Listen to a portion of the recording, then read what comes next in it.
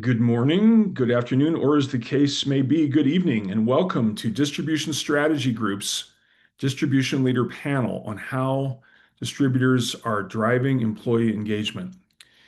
We're seeing that employee engagement is a very different level of importance for distributors today than it was several years ago, and we will get into the whys and therefores and the hows with our panelists in a few moments. But I wanted to do a couple of announcements before we invite Tracy and Rachel into our discussion. So we've got a conference coming up in Chicago, November 10 to 12, called Profit and Productivity. It's just what you might imagine. There's traditional tracks related to the pure profit, pricing, cost to serve, et cetera, but also looking at where distributors can improve efficiency, getting 25 basis points of productivity here and 30 basis points of productivity over there. Pretty soon you add it up, you're looking at significant efficiency gained. There's a significant AI component of this naturally with all the things that are happening in AI. Our topics for the conference include smart pricing and order automation, inventory, warehouse, and delivery optimization, really looking at where to focus customer growth, customer-centric growth, using BI and in cost to serve transparency to really get between that gross profit line and operating profit line, and then workforce and sales productivity.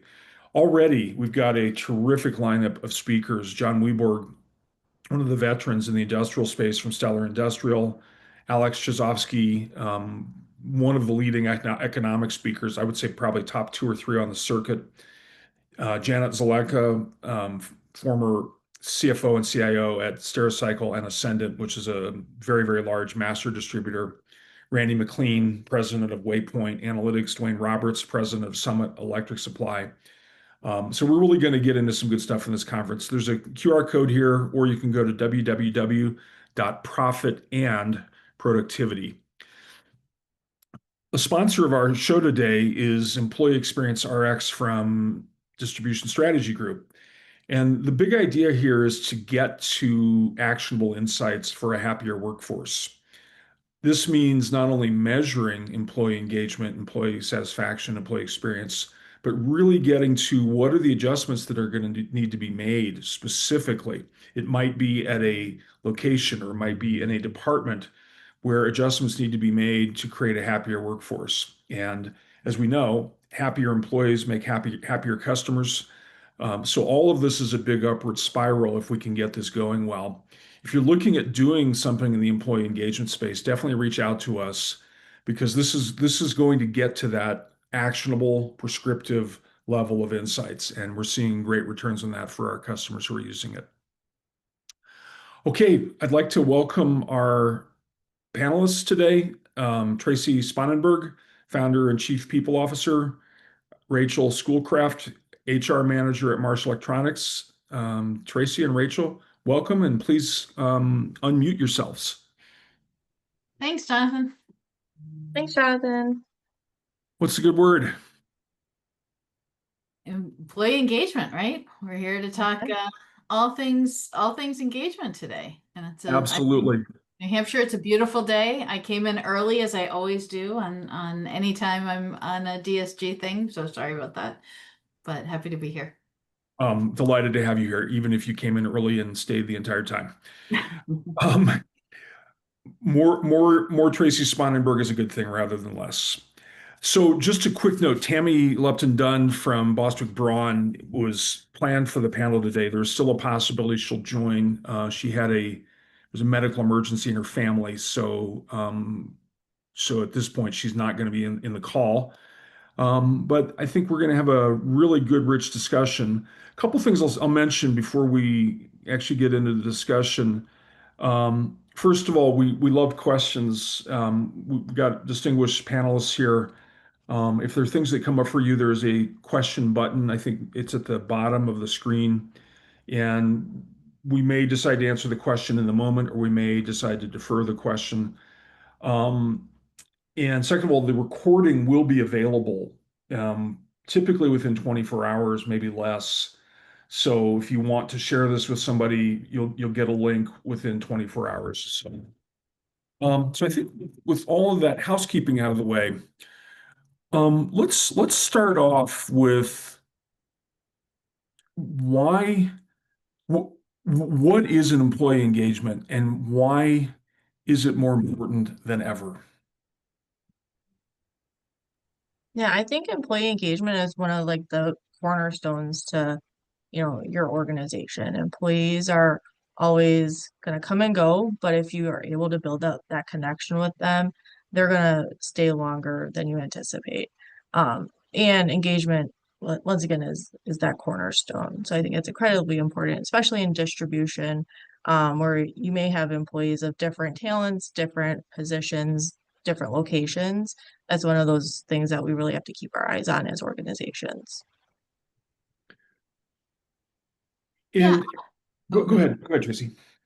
I was gonna say, I was gonna add plus to what Rachel said. Yes, and we can't talk about engagement without talking about the employee experience. And so that employee experience is really everything that I do when I was in corporate and outside is looking at things through the lens of the employee experience because you want to put yourself in your people's shoes. And engagement is really focused on the company. Important, but we look at the lens of the employee experience, which starts way before somebody starts thinking about working for you and ends much after they start in touch points along the way. And employee engagement is a byproduct of good employee experience. So employee engagement is that emotional and psychological connection that people feel to your company. And it's usually viewed through the lens of commitment and motivation, and that's what we want to get to because that's tied to productivity and that's tied to profitability.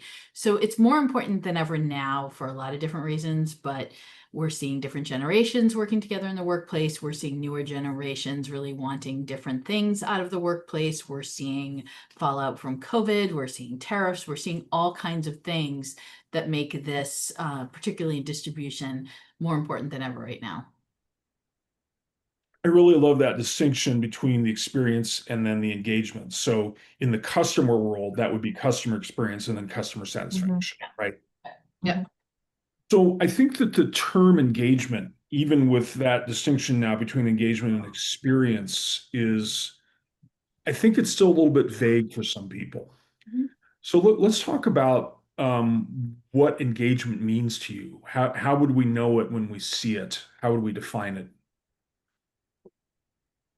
I think you can define it, you can define it through surveys or you could measure it through surveys, but it's almost easier to know what engagement is when you know what it isn't, right? And so when you measure what it isn't or a change in engagement, like most companies go through, you see things like absenteeism ticking up, you see maybe safety accidents, you see behavior changes, etc. So it's really hard to pinpoint what exactly is it because it's not necessarily people loving their jobs. It might be, but it's somebody feeling that connectedness. Hmm. Yeah, I completely agree with Tracy. And um, connection is all for me, it's what it's about, helping them find purpose in what they're doing. What, regardless if it's purpose in their role, purpose in the overall mission or values of the organization, or even in the products that you're selling to your customers. If they can build that connection and you're able to pinpoint that and help build upon that, I think that helps build a more engaged organization and culture. Um, and that kind of goes into some of the things that Tracy talked about regarding the employee experience, because they then feel, hey, I got the skin in this game. And if I'm going to work hard to make our organization even better. So those are some of the things that we look at here at Marsh. So the engagement then we know what it looks like when we see it, but the measurement is not absenteeism or presenteeism. There are different measures of employee engagement. Let's talk about what are some different measures of employee engagement. Oh, how much time do we have? So we can we could do a whole course. We could do a Let's whole go. course. Let's go. Oh, of course, in that. So, I mean, there's different ways to measure, right? And I'm a big fan of pulse surveys to measure a Mhm. specific thing if you're having an issue or if you just want to gather information on something to do that. But if you look at a tool like the EX tool, that asks specific questions that get into everything from the work to leadership, which is probably the most critical part of engagement, to the company, to intangibles like the workspace, etc. So it's everything psychological, physical, everything about your job goes into that engagement, and the byproduct is ideally somebody who is approaching work positively, feels connected to not just their work but their coworkers and the workplace. Mhm. Yeah, we've used the EX tool that DSG offers. I think we're on our third year now, and being able to get that data is something that we really didn't have a mechanism to do before. And each and every year now, we're able to pinpoint those opportunities that help our employees.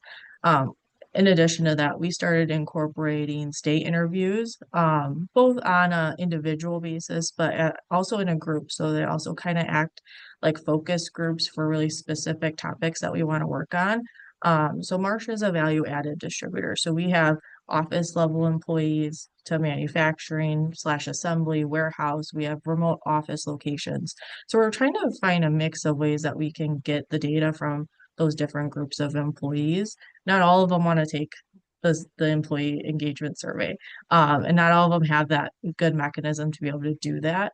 So really trying to find all those different ways that we can just continually to get that data from them that really help shape the initiatives that we want to work on.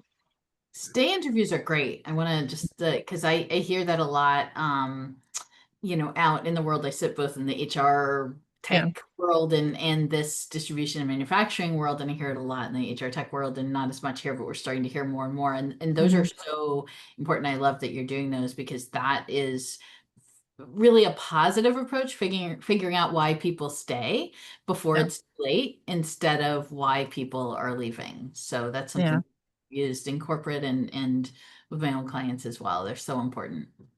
Yeah, we're also looking at it from the lens of our newer employees as well. So talking Yeah. about employee experience, like why did they want to join Marsh? What is driving them to continue to stay? Because we're really seeing like at that 1 to 2 year mark, that's where you can really continue to, catch those employees, especially those ones that might be, waning out. But if there's something that we can do to keep them, the workforce is not changing. It's just gonna keep getting worse to find talented employees. So we really got to work to keep the ones that we got. And on that point, Rachel, do you have a sense that EX, employee experience and employee engagement, has an elevated role today versus 5 years ago or 10 years ago? Yeah, definitely. I think previously, I think it was just something that people did to check that box of we're surveying our employees, we know what they want, what they don't want. But you really have to take it to the next level and drill down into the data and figure out are those things that they want, what value is it going to add to the overall employee experience?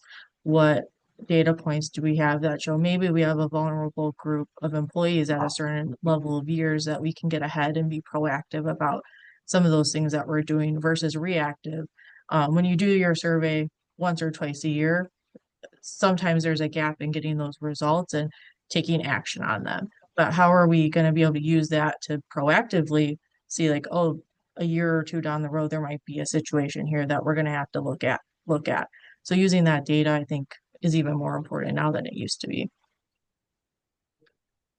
It feels like the COVID and companies experiencing 75% turnover in their warehouse or in their drivers Mm-hmm. really changed the game in terms of distributors understanding this talent is not just a resource, this objective resource that we objectify. I mean, it's really Yeah. critical to our success.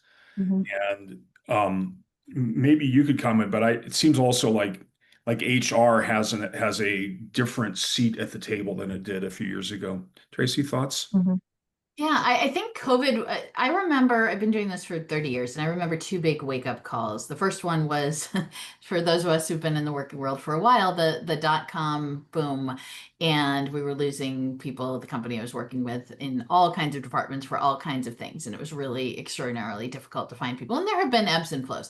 The other one was COVID. And so normally businesses will start to pay attention to people things, hopefully a lot of them are already paying attention, but they will when there's a crisis. And when you had 75% turnover, when you could not find people, and your HR team helped you solve those issues, that really elevated the experience of HR leaders across the industry. And I think it was really wonderful to see, because I think there's a lot of untapped talent there, just kind of waiting to come in and take that seat, right? And I've been fortunate to work for leaders where I was part of that for 25 years. So, but that's very, very, very unusual. And there's so much skill there. There's so much that the HR teams can do. And that was a real turning point. And a real turning point at how we looked at people strategy too.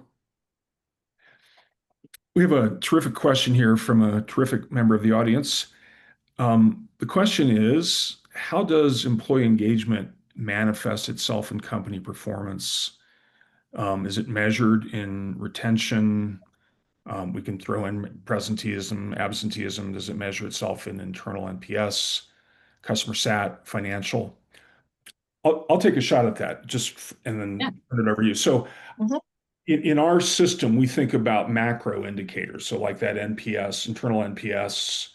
Do I intend to work here a year from now? Am I proud to work here? Does it inspire me? These are macro indicators that are measuring the engagement.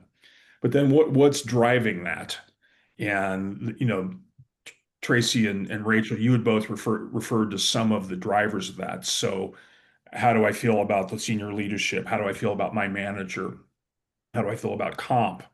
Those are drivers that are going to predict what's happening with those macro indicators. Thoughts? Yeah. I think that's a great question, and Mhm. also yes, from a great person. And manifesting itself, engagement manifesting itself, is it performance, retention, NPS, satisfaction, financial? Yes. I think it's all of those things. I think a positive employee engagement will manifest itself everywhere. And there's a lot of data to support that. And it takes a little bit of time to measure that, but you can measure that through outcomes in engagement surveys like the EX product. You can measure that in your bottom line as well. So that will show up over time. Um, Generally will. No, not always, but you can generally draw a line, and you can show ROI. Mhm. And I think it's that having that tool behind it and going back to like being more proactive about how you're doing your employee engagement strategy and employee experience strategies, you're able to then show your senior leadership that these things are what matter to our employees. And I kind of always go back to like, if you kind of go back to basics and you treat people well and treat them how they want to be treated, you give them a good experience, you give them, their basic needs that they want. You're going to have happy employees that then treat your customers better too. So you're talking about employee experience that I think directly correlates to your customer experience as well. You mentioned Jonathan too, and that's right. You mentioned the leadership. There's no greater correlation between employee engagement than leadership, than the direct supervisor. That direct supervisor has such an incredible impact on that person. And I know, if you're measuring that, you're tracking that over time. And if there is an issue with the supervisor, that will show up, and that will give you actionable data. But there's no greater correlation. Let's talk about the different ways that the data might be segmented across the employees. So one would be by location. So here's what's happening in my Memphis branch. Here's what's happening in my Nashville, DC. Another would be by department or function. Another, I think you mentioned by tenure, Rachel, the people that have Mhm. been here 1 to 2 years, they're the folks that we're spending time on. Um, what are some other dimensions of how you look at this, and what do you find to be the most actionable in terms of viewing the data, in terms of being able to actually act on the information you have from the surveys or interviews? Mhm. For us, so far, like the department and location level has been really valuable because we have employees in 8 different states. Not all of them have a home headquarters to go to. The ones that do were able to see, okay, is there something that might be going on within that specific group, whether it is a leadership or they're not, we don't have enough attention put on those branch locations. But also then we can see, okay, or is it a group of employees going to tenure who have been here a long time within specific departments, and kind of then drill down even further. Is it tenure? Is it the department? Is it the leader? And what's changed maybe recently that if we've seen a decline or an increase, what are those things that we have changed that we can replicate across different departments if they're positive? Um, so that's some of the things that we've started to do. But I'm curious from Tracy's perspective what she's been doing. Yeah, I think those are great too, and I think a couple of other things that I've looked at, and certainly those are the big ones. And if you can cut this way, things like uh, race or national origin, let's say national Mhm, origin and gender as well. So, for example, particularly in environments where women are underrepresented in places like mhm, distribution, right? If is there something that's having an adverse impact on women in the organization? And you could drill down to things like disabilities or veteran status and things like that. It's also really important to look at that across if you're gathering this data across generations, because sometimes we think that how we communicate, how we work, what we do is going to just translate across our entire population. mhm, And sometimes it misses a great group of people. And while I think we're much more alike than we are different, there are differences in communication and styles broadly across generations. So those are a couple more ways that I would look at things. mhm, When you think about one demographic within the company that's hard to get survey from is warehouse and drivers. mhm. What have you seen for getting a better response from them in these engagement employee experience surveys?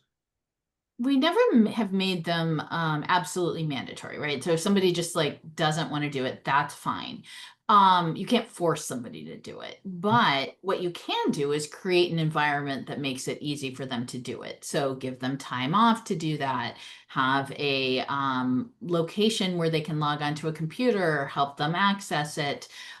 Make sure that you're giving them time to do that so they're not having to do it on their own time. We've been really successful with QR codes in the past because even if somebody doesn't have a computer, they're a deskless worker and they're not working on a computer all day, the chances are they have a smartphone. If they don't, then make something else available. So a QR code that takes them easily to do the survey is really important. In the past, I've done like paper and pencil things, but that's, I think we've got better ways now. But just make it easy, make it accessible, and make it quick. Mhm. Yeah, we've definitely gone the QR code route.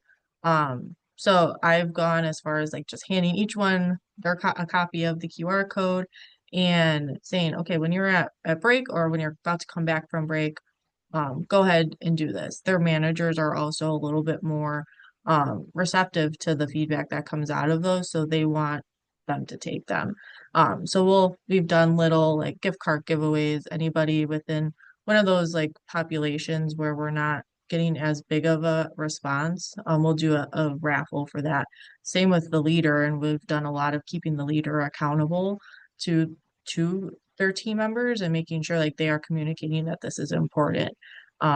We have an interesting situation though. We have value add, so we have a group of assemblers who English really isn't their primary language. So we've had to figure out how do we adapt to that.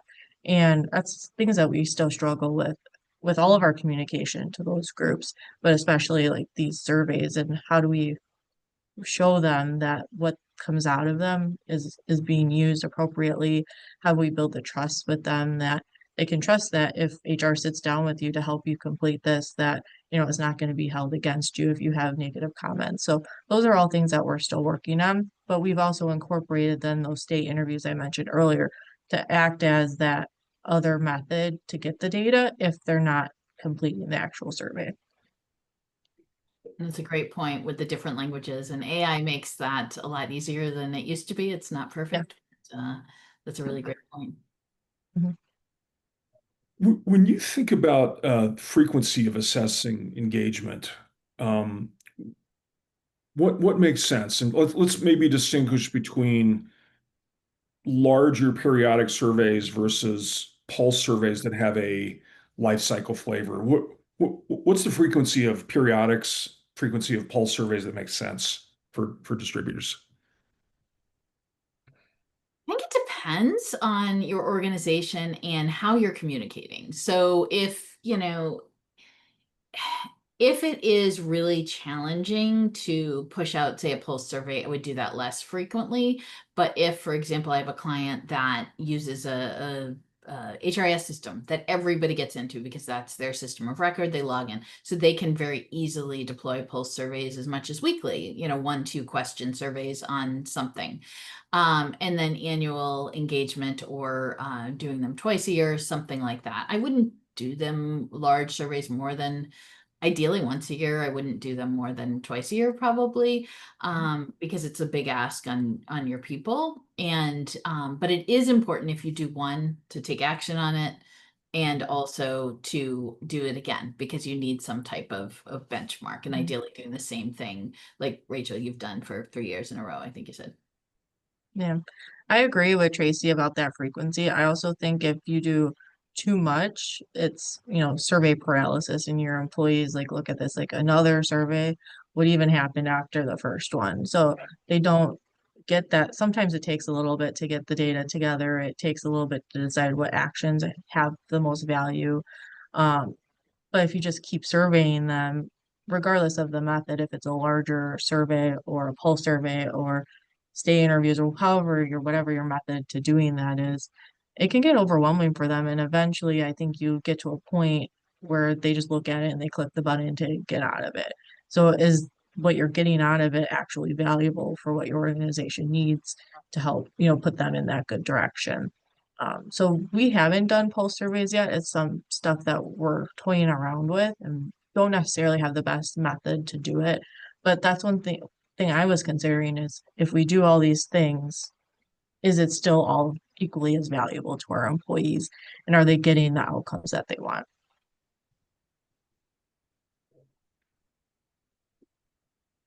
When you think about the engagement across multi-generational workforces, especially when you're managing people that are seasoned, have maybe hair color like mine, as well as newer employees who may have different expectations. How do you maintain engagement in a corporation across these generations, which are very different, by the way, right? Yeah, this is one of the biggest things when I speak, when with clients or when I was in the corporate world, one of the biggest issues for managers. I remember about 10 years ago, it was those millennials, 10, 12 years ago, those millennials, and now it's those Gen Zers.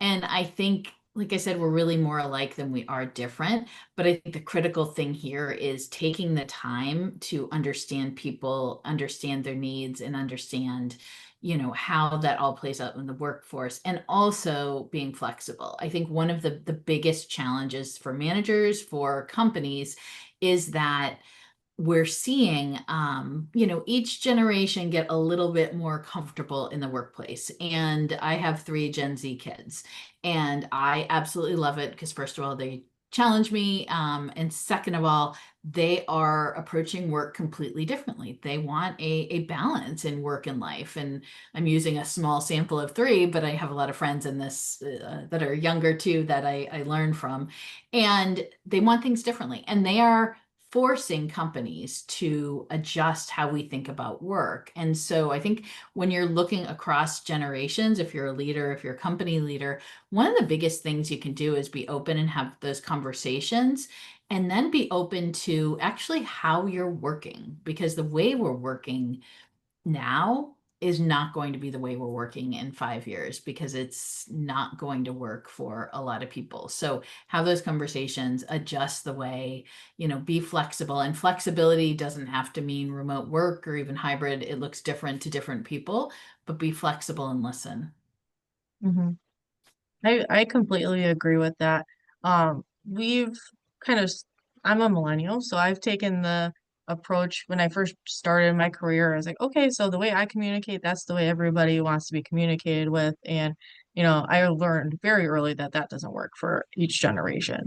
Um, so building those communication pipelines, I think, helps engagement and experience because in some of my experiences, if you don't communicate and employees don't know what's going on, that is a number one driver of poor experience and poor engagement because they don't feel like they know what's going on within the organization. And that looks different at each organization. Some are very open with what they communicate, some, are more closed off, and that's a leadership decision. But communicate what you can and a method that works for each type of generation. But we're also seeing the younger generations who are wanting that more sense of purpose and connection and career growth. And not every organization can offer like vertical career growth. So finding ways that we're able to build that purpose, build that connection and growth that may not look like a promotion every 2 years, but it looks like being able to get more ingrained with your customer or better understand how the overall business works. We use internal audits, so we have an internal audit team, and that's a great way we use that as growth to be able to show employees how different departments operate. And that's just a small example of what we're doing, but having that mechanism for them to feel that purpose and growth, without the sense of, okay, I have to climb the ladder or I have to exit the organization to be able to get that. You mentioned the ladders. I wanted to jump in because I love that you brought that up, that it doesn't have to be that way. We see more and more that a lot of people don't necessarily want that proverbial ladder. Mhm, They want that horizontal growth. They still want to move, but a lot of people don't want to be a manager. And a lot of companies, managing people is the only way to grow. And what people mhm, want, yes, growth, they want to learn more, but they want to get more money. And yeah, often that's only mhm, the only path is being a people manager. And mhm, organizations that are creating paths that have these great jobs that pay well, that where you're not supervising people, are really gonna win. mhm. And going back to your point earlier about the flexibility, all of this looks different for each organization's different, functions that they have. And that's not always available in like a warehouse position. So what are like creative ways that as organizations, I think we need to ask ourselves that we can support the flexibility of those positions that might not, it's not just remote work or hybrid work, but they can't take that work home with them. So how are we supporting them as individuals is something that we look at all the time in terms of just, general flexibility. But I think as distributors, it's important for us as a overall group to look at how can we meet the needs of those employees that don't have those options. Flexibility is always available. It's just, Mhm, what does it look like to you? What does it look like to your people? And what does it look like to the organization? mhm, And it could look at it like everything from remote work or distributed work to compressed work weeks to cross training people so someone can cover in a small department, to a couple hours off each week and schedule mhm, rearranged, to part-time schedules, to flex schedules, to there's unlimited things. So flexibility is, I don't talk about, especially in this industry, remote work or hybrid work as much as I talk about flexibility, because that's mhm, really what people want. And that's so personal and individual. mhm. Yeah. Rachel, I love your example of communication modes and mechanisms across generations. So Macy Dodd, who does Mhm, our EX and CX surveys, she was having difficulty getting a hold of one of our customers. And I said, Well, have you called this person on the phone? Macy's 25. It had never occurred to her to call somebody on the Mhm. phone. And she did that, and sure enough, it worked. Yeah. So, Yeah. We It's talk about that all the time when especially like when we're talking in interviews, like you have to be an employee who's not afraid to pick up the phone. And it gets so easy when we have teams and we're able to just quick message each other. But sometimes that can get misinterpreted too. So, you know, going back to that, those basics of picking up the phone, calling somebody, I think as we all need to get better at that too, though. it's communicating the way people want to be communicated Yeah. to. I did a workshop early this year for distribution leaders, and one of the kind of like projects that we did was breaking out and taking a message and figuring out how to communicate that across generations. And it's really hard to break out of, Hmm. I'm Gen X, but I would almost rather cut off my arm than pick up the phone actually. So I don't like but that's also because I'm autistic, so I'm measuring across a different dimension as well. So we have to look at people aren't just their generation or they're not just their Hmm. gender. There are many, many different things. And so when we're communicating a message or getting something out there, over communicating and communicating that across many different channels is the best way to go. Hmm. Hmm. we have a good question here. I'm actually going to generalize the question a little bit. So the question is, how far down the leadership chain do you share the results of the pulse surveys? And I want to broaden that to what is it that you share, whether it's a pulse survey or a periodic survey? How do you share that with the company? Hmm. For us, we share the general, high level, 10 slides that we get from you guys with our whole senior leadership team. But then on a manager level, I take that down and kind of break it out into more actionable items that they can see, you know, kind of almost in layman's terms of how each department is performing. And I think that goes back to our communication style as an organization. Um, I said this earlier, not every organization wants to share certain things with every group.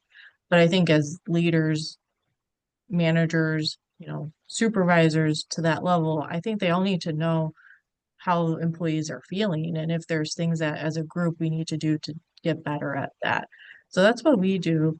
Like I said, it might not work for every organization though. So Yeah, you get it everyone's down to different. the management level Mm-hmm. for Yep. you. Okay.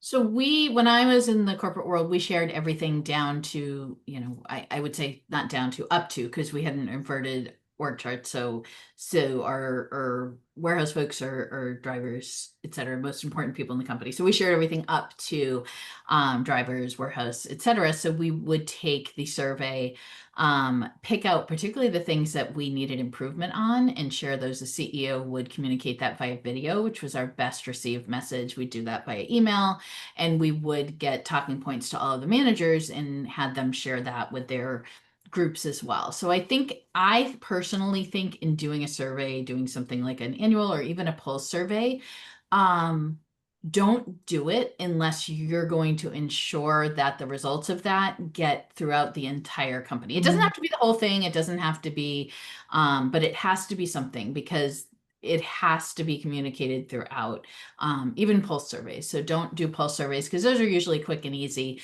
And, Mm-hmm. you can communicate that easily on a message on your HRIS or through an email or something like that. But communicate those out far and wide. Yeah, and to that point, not necessarily sharing all the survey data, but we've shared this is our score, this is how it changed from last year, this is our participation year after year, and then breaking out what the positives we had from it and opportunities for improvement. We have monthly employee meetings, so it makes it a lot easier for us to do that as the data gets released. But then we're able to show like here, this is what came out of it, and everybody sees it. And then the following month, I go and I say, okay, this is the actions that we're planning to take on it. And not everything's going to change the world in a quarter or in a year, but just know that these are the things that we've highlighted as things that we need to work on.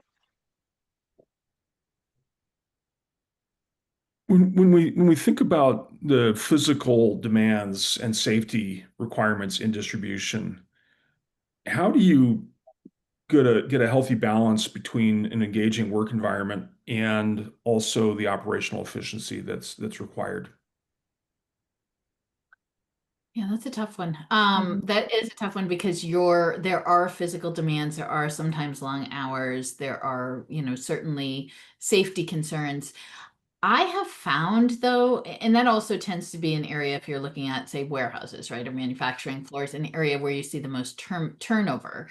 But what typically happens, and I think Rachel, you alluded to this really early on, is that turnover tends to happen in the beginning.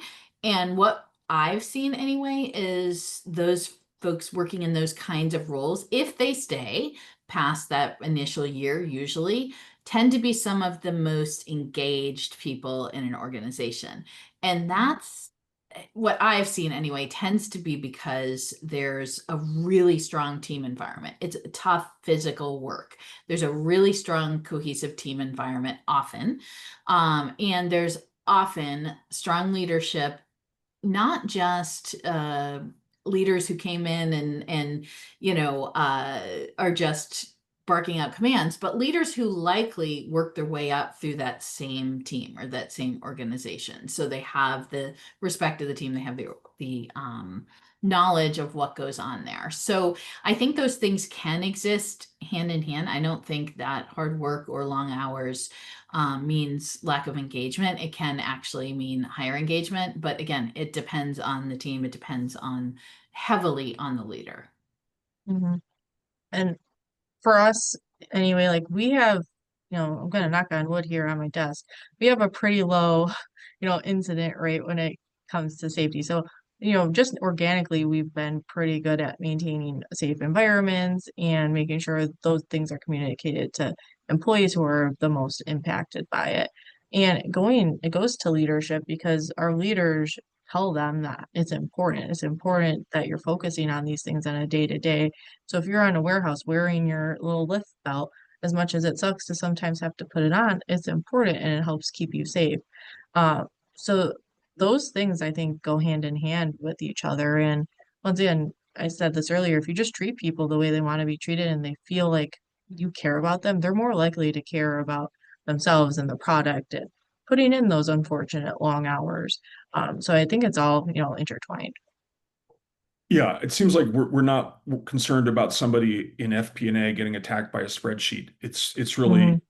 you know, I've it's seen weird things though over the years, not that one, but I've seen some really weird office accidents. That's a whole other webinar, but yeah. Yeah.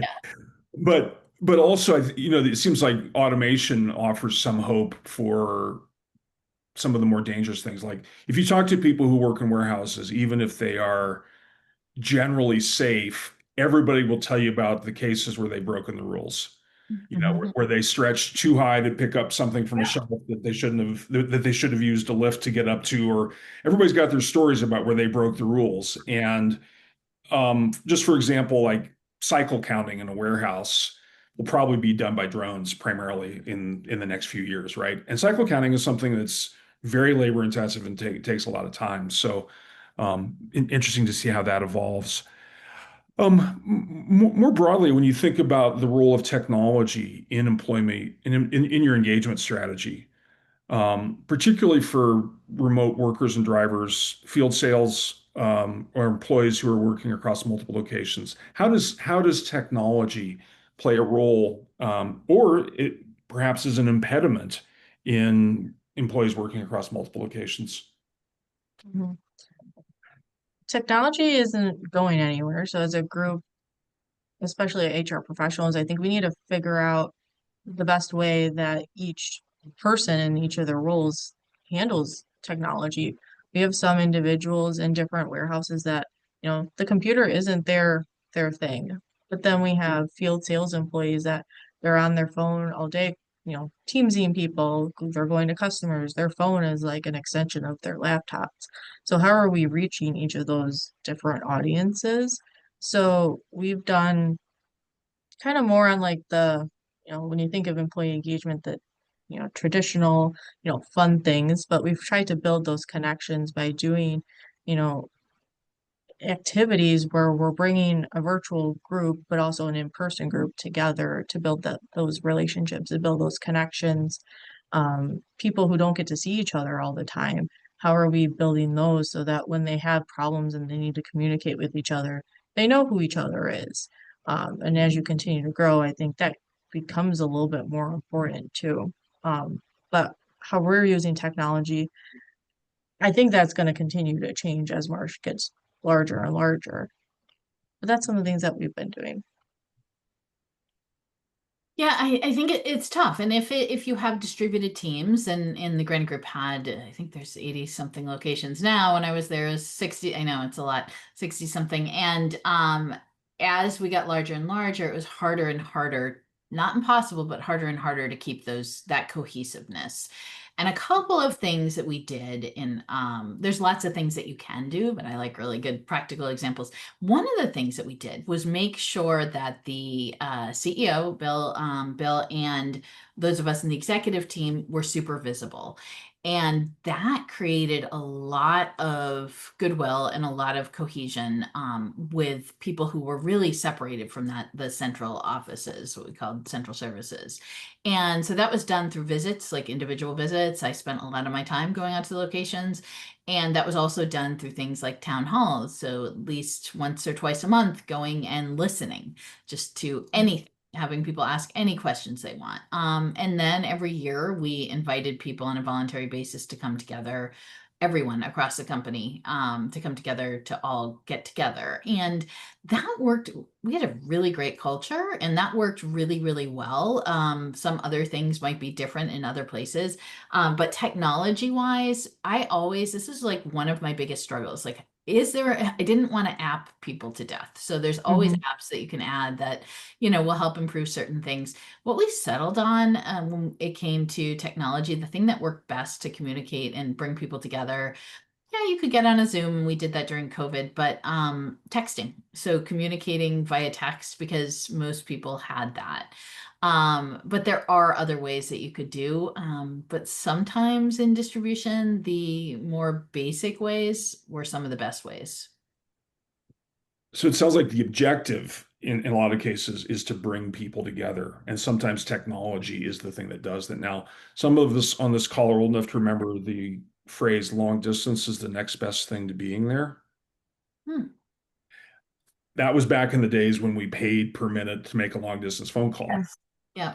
Right now, we're on Zoom is the next best thing to being there, right? Web conferencing, and it's really changed a lot of things for a lot of people. Yeah. So, um, this has been a fascinating discussion. I'm sure we could go on for a long, long time. I'd like each of you to offer one key thing to take away that the audience can take away in terms of employee experience, employee engagement. Starting with you, Tracy. Um, Depending on who you are in the audience, and I think there's probably a lot of CEOs and senior leaders and others. So if you're in leadership, or even if you aren't, the one best thing you can do is for employee engagement is look at yourself and look at how you're leading your team, how you're leading your organization, how you're leading yourself. And are you doing the things that you need to be doing to foster that environment where that positive engagement can happen? And sometimes you are, sometimes you're not. I wasn't always. I was a terrible leader for a long, long, long time. And I had to kind of really do a lot of work and figure that out for myself. But that is the one place to start. Start with yourself because most people want a prescription, do this, do that, and it's going to happen for you. You've got to start there. Mm, beautiful. Yeah, that's great. I would also ask like the whys. So why do employees feel certain ways in the hows of how are we gonna get there, whether that's the method of doing an annual engagement survey or just going out and speaking with employees. But it can't just come from the HR group. It has to come from leadership as well, because we can be cheerleaders all day long for all this stuff, but if your main leaders don't want anything to do with it, that goes into your culture. So help them, be a resource for them to help them understand the why and what they want their organization to look like in the future, and use the experience in the engagement to drive some of those outcomes. Yeah, So oh no, go ahead. I wanted to add something else. I forgot part two. If you have an engagement problem, it's generally not the people, it's generally the company or the culture. And so doing that work, and you reference this, Rachel, like looking under the hood and doing that work and asking the why questions is so incredibly important, because I've heard a lot of times, well, this person's a problem, and then we've got all of these problem people, and then all of a sudden you start adding up the problem people, and it's not really them. There's an issue somewhere within the company. So you can't just make engagement happen. You've got to do a lot of work to get there. in a sense, what I'm hearing from you, Tracy, is employee engagement is everybody's problem. Everybody's problem. Mm-hmm. In the same way that customer satisfaction is Yeah. everybody's problem, Yeah, right? absolutely. Very, very similar. It's like it's employee engagement can drive that customer experience. We know that, right? And so when we look at them, we're so good at looking at the customer experience. We're so good at measuring that. We need to get better at the employee experience, because it's very much the same thing. And I'm going to say much more important. I know, but I'm going to say that's more important because that will drive your customer experience. Mm-hmm. Well, this has been terrific. Look forward to continuing the discussion in the future on employee experience and employee engagement. I've got a couple more announcements to share here, and then we'll adjourn for the day.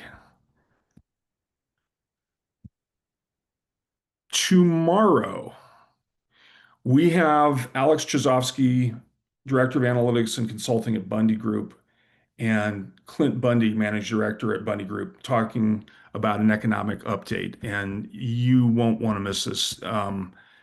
Alex is one of the most engaging people on macroeconomic trends and what they mean for distribution, along with his colleague Clint. So that's sponsored by White Cup and Distro. I think our slide is a little bit not up to date here. And then um, we've got another presentation a week from today, the Sales Reps AI Playbook. What's working in distribution today? So we got Mike Powers, CDO and CTO and employee owner at ARG, and Michael Eichinger, Chief Operating Officer, Bay Supply, and that is sponsored by Infor. So again, thank you to our distinguished panelists, Rachel Schoolcraft and Tracy Spangenberg, and we look forward to seeing you all in future webcasts from Distribution Strategy Group. Thanks, Thank you. Rachel. Thanks, Thank Jonathan. you. Bye-bye. Bye-bye. Bye.